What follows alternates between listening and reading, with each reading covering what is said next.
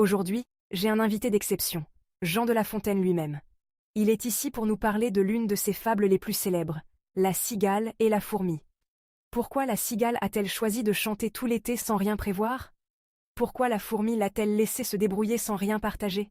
Et surtout, est-ce que cette fable a encore un sens pour nous aujourd'hui? Reste bien avec nous pour en apprendre plus grâce au grand fabuliste. Bonjour Monsieur de La Fontaine, et merci de vous être déplacé jusqu'à nous. Alors, la cigale et la fourmi, c'est l'une de vos fables les plus connues. Dites-nous, qu'est-ce qui vous a inspiré cette histoire de la cigale insouciante et de la fourmi travailleuse? Bonjour Julia, merci de m'accueillir.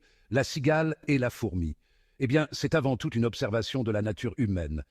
La cigale, c'est un peu ceux qui profitent du moment sans penser aux conséquences, et la fourmi, c'est l'archétype de la personne sérieuse, prévoyante, qui n'aime pas l'imprévoyance des autres. J'ai voulu illustrer l'idée que, dans la vie, il faut savoir trouver un équilibre entre profiter et prévoir. Donc, au fond, ce n'est pas juste une histoire de stocker des provisions, c'est ça? Exactement. Cette fable critique à la fois l'insouciance de la cigale, qui vit sans penser à demain, et le manque de compassion de la fourmi, qui ne partage rien avec sa voisine en difficulté. C'est une réflexion sur la façon dont on gère nos ressources et notre rapport aux autres. Donc, si je comprends bien, la fourmi pourrait représenter certaines personnes de votre époque qui accumulaient des richesses sans rien partager. Oh, bien vu, Julia! Oui, la fourmi, c'est un peu les riches de mon époque, ceux qui accumulent sans jamais partager.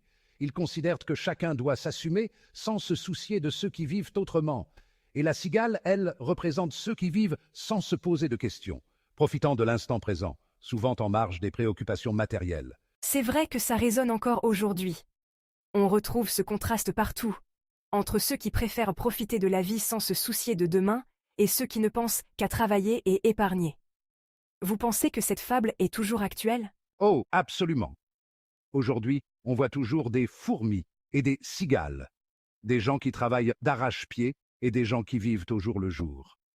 C'est encore plus vrai dans le monde moderne, où beaucoup préfèrent consommer et s'amuser tout de suite, sans prévoir les périodes plus difficiles. On retrouve cet équilibre dans de nombreux choix de vie. Ça me fait penser à certains personnages de séries ou d'animés. Dans Naruto, par exemple, Shikamaru est plutôt cigale, tranquille et cool, tandis que Sakura est la vraie fourmi. Elle bosse, prévoit, ne lâche rien. Ou même dans Harry Potter, Hermione qui représente la fourmi et Ron.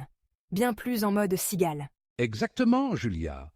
Que ce soit dans les fables, les livres ou les mangas, l'idée reste la même. Ceux qui ne prévoient rien sont souvent dans la galère ensuite, et ceux qui accumulent tout ne partagent pas toujours leur abondance. Alors, Monsieur de La Fontaine, quelle leçon tirez-vous pour les jeunes d'aujourd'hui? Faut-il être une cigale ou une fourmi? Eh bien, Julia, je dirais qu'il faut trouver le juste milieu. Profiter de la vie est essentiel, mais il ne faut pas oublier de penser à l'avenir.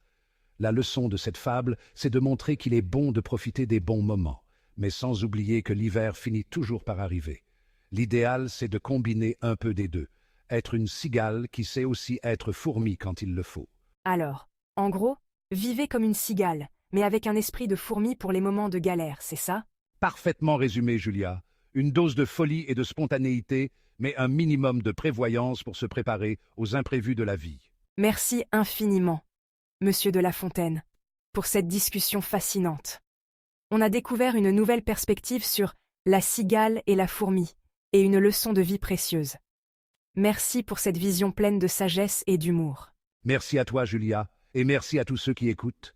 J'espère que la jeunesse d'aujourd'hui saura tirer profit de cette leçon et profiter de la vie tout en restant prévoyante. Alors, dis-moi en commentaire, es-tu plutôt Team Cigale, qui préfère profiter à fond, ou Team Fourmi, qui ne laisse rien au hasard?